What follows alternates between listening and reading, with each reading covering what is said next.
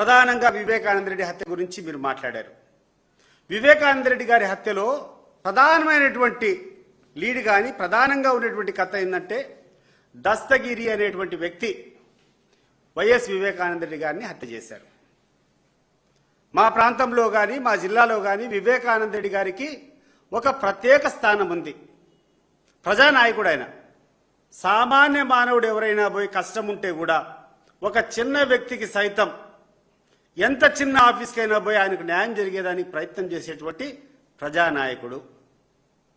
ఆ నాయకుడు చనిపోవడం మా అందరికి కూడా బాధాకరం. నేను అప్పుడు తెలుగుదేశంలో ఉండి అప్పుడు ఆయనతో విభేదించినా ఈరోజు నేను వైఎస్ఆర్ కాంగ్రెస్లో పార్టీలో ఉండి జగన్మోహన్ రెడ్డి గారికి అత్యంత సన్నిహితంగా ఉన్న వైఎస్ వివేకానంద రెడ్డి గారంటే ఒక ప్రజానాయకుడిగా మా గుండెల్లో చెరగని ముద్ర ఉంది. కానీ మీకు తెలియనటువంటి విషయము, మా ప్రాంతంలో తెలిసినటువంటి విషయము, వివేకానంద రెడ్డి గారికి కూడా ఎన్నో వీక్నెస్లు ఉన్నాయి. ఆ వీక్నెస్లు బయటపడకూడదు. అంత గొప్ప వ్యక్తికి ఆయన బతికిన బతుక్కు, ఆయన చేసినటువంటి సేవలకు, ఆయనలో ఉన్నటువంటి వీక్నెస్లు బయటపడితే ఆయన ఇమేజ్ మసకబారుతుంది. ఆయన ప్రజలలో ఆయన యొక్క ఇమేజ్ పలచన పడకూడదు అని చెప్పి ఎన్ని సందర్భాల్లో కూడా కాంప్రమైజ్ అయిపోయి ఇప్పుడు కూడా ఆయన విమర్శించేటువంటి పరిస్థితులు మేము చేయలే. అన్నిటికంటే ముఖ్యంగా జగన్మోహన్ రెడ్డి గారు ఒక్కరోజు కూడా వాళ్ళ చిన్నానంటే గుండెల్లో పెట్టుకొని మా చిన్నాన్న అని చెప్పి ఆ చిన్నాన్న ఇమేజ్కు ఎటువంటి డ్యామేజ్ జరగకుండా కాపాడేటువంటి వ్యక్తి.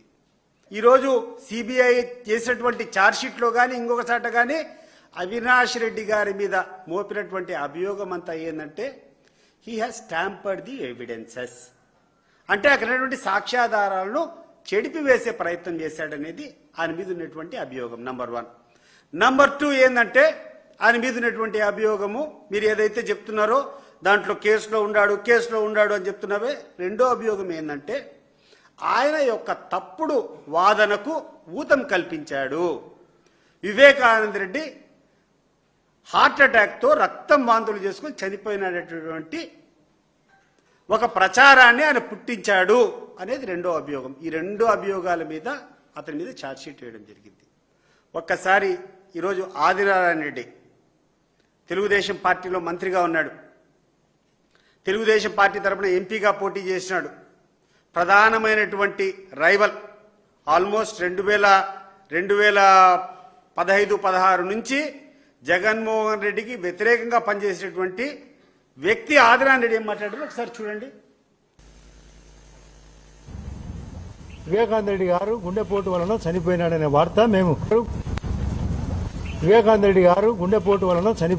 వార్త మేము విజయవాడలో ఉన్నప్పుడు జరిగినది. ఆ రోజు నేను నాతో పాటు శేఖర్ రెడ్డి అని మా కజిన్ ఒక ఆయన కాంట్రాక్టరు, శివప్రకాష్ రెడ్డి వివేకానంద రెడ్డి గారి యొక్క సొంత బావమరిది ఫోన్లో దొరికినప్పుడు నేను చెప్పిన మాట సారీ చెప్పినా బాధాకరంగా ఎందుకున్నా ఇట్లా జరిగిందంటే ఆయన ఎక్కువ సిగరెట్ తాగేవాడని, స్టంట్ వేసినారని, వామిటింగ్ వలన జరిగిందనే విషయం చెప్పిన తర్వాత వాళ్ళ కొడుకు కూడా నాతో మాట్లాడితే అదే విషయం చెప్పినాడు.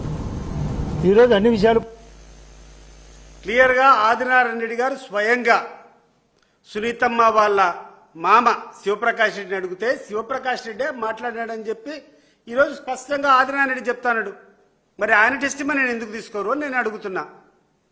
ఈరోజు మీరు ప్రధానంగా చేసేటువంటి అభియోగాలన్నీ వివేకానంద రెడ్డికి అవినాష్ రెడ్డి గారికి వచ్చేటువంటి మనస్పర్ధలంతా వివేకానంద రెడ్డి కడప పార్లమెంట్ సీట్ ఆశించినాడని, ఆయనకు బదులు అవినాష్ రెడ్డికి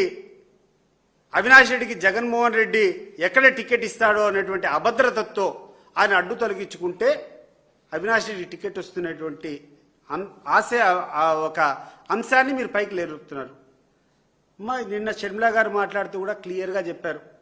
వివేకానంద రెడ్డి గారు చనిపోయినటువంటి సమయానికి అవినాష్ రెడ్డి గారికి టికెట్ ఇచ్చేశారు, ఆయన కోసం వివేకానంద రెడ్డి గారు ప్రచారం కూడా చేశారని చెప్పి నేను చెప్పడం కాదు, షర్మిల గారు నిన్న ఇచ్చినటువంటి ప్రెస్ మీట్లో కూడా క్లియర్గా చెప్పారు.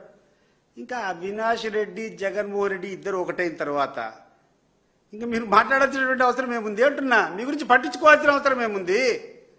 అవినాష్ రెడ్డి గారికి జగన్మోహన్ రెడ్డి గారి ఆశీస్సులే సంపూర్ణంగా లభించినప్పుడు వివేకానంద రెడ్డి గురించి బాధపడాల్సినటువంటి అవసరం కానీ వివేకానంద రెడ్డి గారిని గురించి ఆలోచించాల్సినటువంటి అవసరం కూడా ఏముంది అని చెప్పి నేను ఈ సందర్భంగా అడుగుతున్నా.